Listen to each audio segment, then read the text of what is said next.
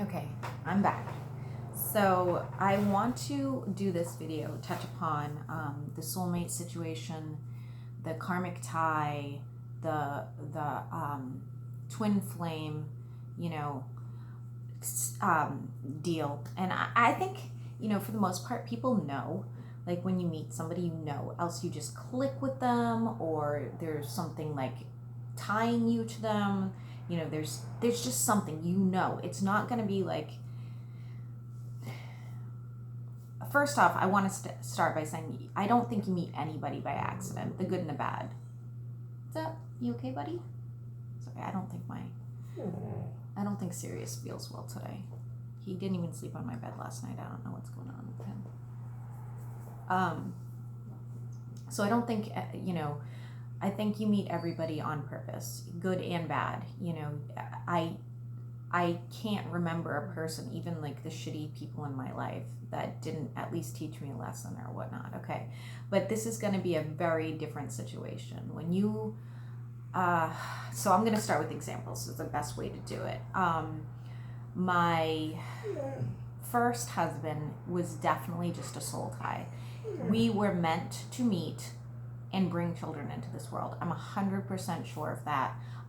He was also a giant lesson to me.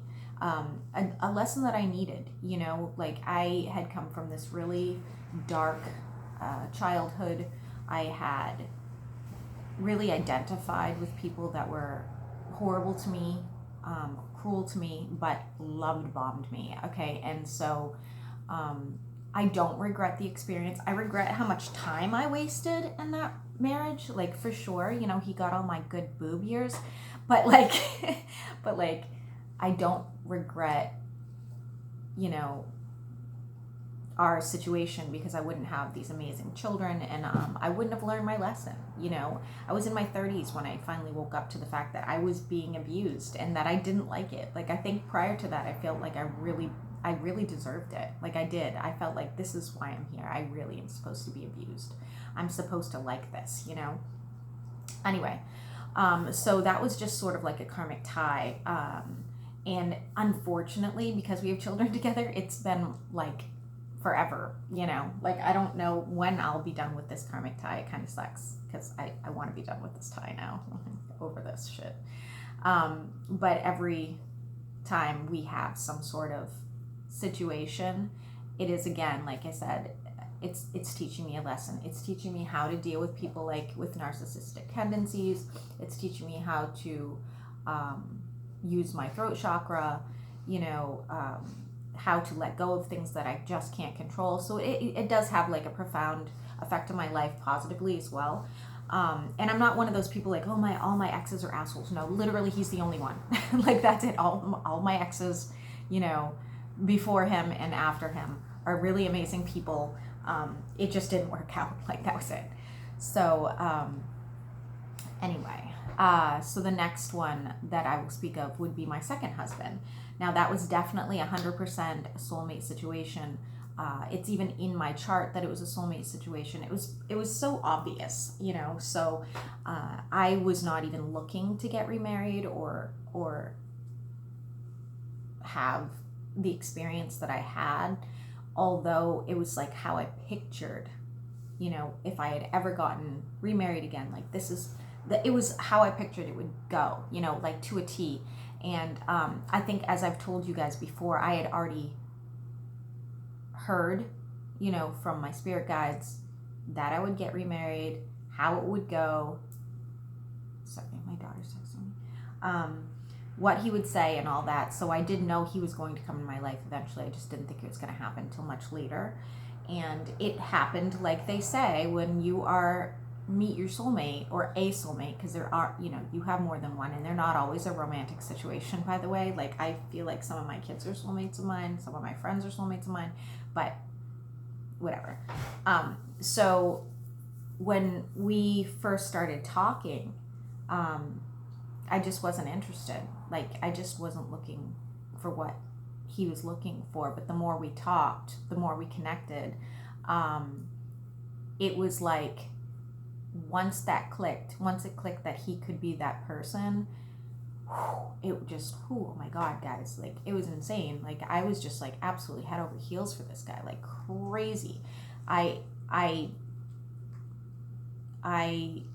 I I can't even explain it. Like, it was just like everything was just ideal for me. But again, I'm a Pisces, so who knows? Like, I was probably romanticizing the whole thing, and it was like absolute shit. But but he's a good guy. Like, I don't actually have issues with him or anything like that. It didn't work out just because like he likes to put his penis in other women. But if he didn't, you know, it would have been a pretty good marriage. I still think he's a good guy. He's not a shitty person or anything like that. He's still a good, decent person. Not my person, but he's a good, decent person. I'm really glad I had that experience though, because I had never loved somebody yet. Okay, I loved my children, I loved my friends, but I hadn't actually like loved somebody yet. And that was, you know, that was the lesson there, and it was really cool, and it was really amazing. And there's no love there anymore, but you know, it was still nice to experience and to know what it's like to have like a relationship that wasn't abusive or, you know, unhealthy or whatnot. I mean, all relationships have ups and downs, but like, you know, it was like just a really good, beautiful experience for me, and I'm really glad that I was lucky enough to have that. Now, the third situation is a little more complex, because I do believe that my relationship from last year, as many as you people like hated my relationship last year, like you guys like gave me such a hard time about this, I realized that it was probably a pretty toxic situation. But similar to my second husband, I was not looking for a relationship. This person came into my life on a spiritual level, and we just connected. And we connected the first day. We didn't connect romantically the first day, but we connected. You know, it was sort of like, holy shit. It was like we recognized each other, like sincerely. Like, I was like, oh my God, like I already know who this person is. Like, he was like, oh my God, I've known you before. It was a really intense situation. I think that's why I held on to it for so long, because I had not experienced such a like connection that felt so astral ever. Okay, and he has all the same beliefs as I do, and it like made it really easy to like be able to pour my soul out to him and be honest with him and whatnot. And that was really unique, and it's again serves its purpose. So the twin flame situation though is twin flame is like your other half. Okay, so like the masculine and the feminine, and again, it doesn't have to be two different sexes, so please don't think I'm implying that, but there's always somebody who like embodies the feminine and somebody who always embodies the masculine. It's funny because he was super alpha, and I was I am very feminine, but like I felt even more feminine in that situation. I felt very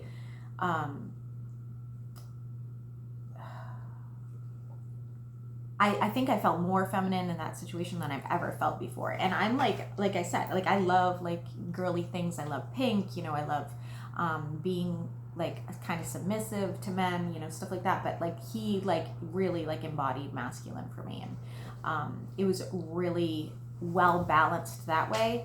It wasn't well balanced in other ways, because it was like your twin flame is like your mirror. So this person who's your twin flame is going to embody all the things that probably are not your best qualities, and vice versa. Okay, so we were completely obsessed with each other, like completely. But he was all the parts of me that I'm still like working out. I guess that's a good way to, my you okay, buddy? I'm not really a reliable person. I guess that's a good way to put it. Like in any, I'm a really reliable mom, I guess, but I'm not really a reliable.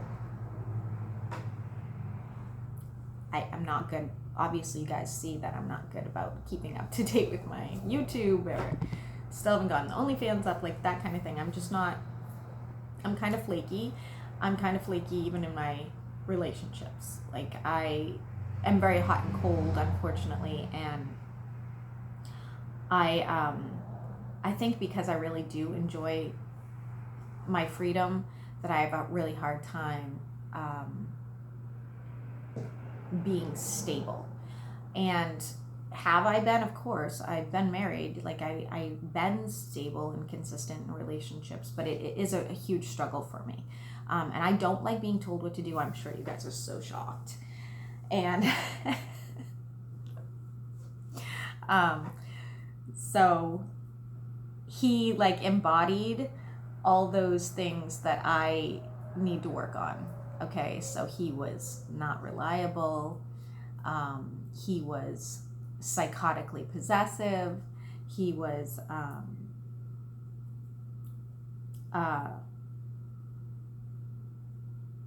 we love bombed the hell out of each other for sure. But guys, I'm gonna be honest with you, I love that shit. Like I'm never gonna stop that toxic stuff. Like I love it. Like bring it on, bring it on. I'd like the MGK and like Megan Fox breakup has me in my own feelings. Okay, like I loved that situation. Yes, wear my blood, you know, like I'll like put a ring on me that I can never get off again. Like that shit was sexy to me. I was like, oh my god, they are like the most precious little things, when everybody else was like, Kelly, that's like the most codependent, unhealthy relationship ever. And I'm like, yes, I know, it's beautiful, I love it.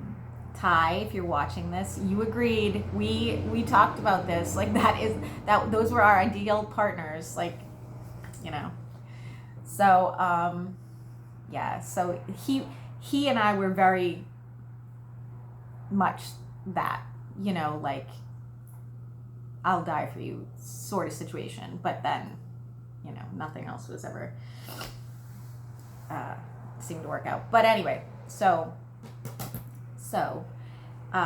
he has been having health issues. I'm having health issues. We're having similar health issues. And when I meditated this morning, now, you know, no idea why, I tend to feel other people that I'm really connected to. That's just a normal situation for me anyway. But this morning I felt like when I was meditating, I wasn't myself. It was really like, it was almost like eerie, creepy. And I remember like touching my face in meditation, and I was like, not me. This is legit. Like I'm not like high or anything like that. I was like, oh my God. And then I like touched my mouth, and it was like, oh my God, I just turned into somebody else. And I remember looking while I'm meditating, and I was in his body for like probably like 60 seconds. I was in his body, and I was like, oh my God, like why would this be happening right now? So I can only imagine he's going through some shit, and I sensed it because that's typically, you know, how our relationship had gone. And I don't know, like I have no idea why I still have the tie to this, because like I don't know, I have no idea. I don't know if that's like a lifelong thing when you have a twin flame. Like I really don't know how it works. I'm not that knowledgeable. If anybody else knows what's going on, like feel free to reach out to me. But it was a little bit eerie. And I have done like cord cutting with everybody pretty much in my life that is out of my life anyway, but this is clearly not working, so I'm not really sure what that's about. So anyway, the rest of my meditation, when I kind of came to, was really good, really beautiful. I had a lot of great insight and words of wisdom, I guess you could say, which was kind of cool. And I was really in the moment, so I think I'm going to meditate again in a few minutes, just because I feel like there's a lot that I haven't heard yet that I need to, or feelings, you know, to keep my my vibration up. I haven't really been working on raising my vibration all that much, and I need to. I really, really need to, because when I was consistent with my meditations and my manifestations, and I was doing them like 3 times a day, I was just a lot happier. And I feel like I'm not super happy right now. Well, obviously because it's my birthday, but like, I mean, just in general, I feel like I'm not really happy right now, and things aren't going, you know, the way I want them to. So I'm a little frustrated. So I think that's pretty much all I wanted to say about that. Yeah, so soulmates, karmic ties, and then twin flames. So I think that covers everything.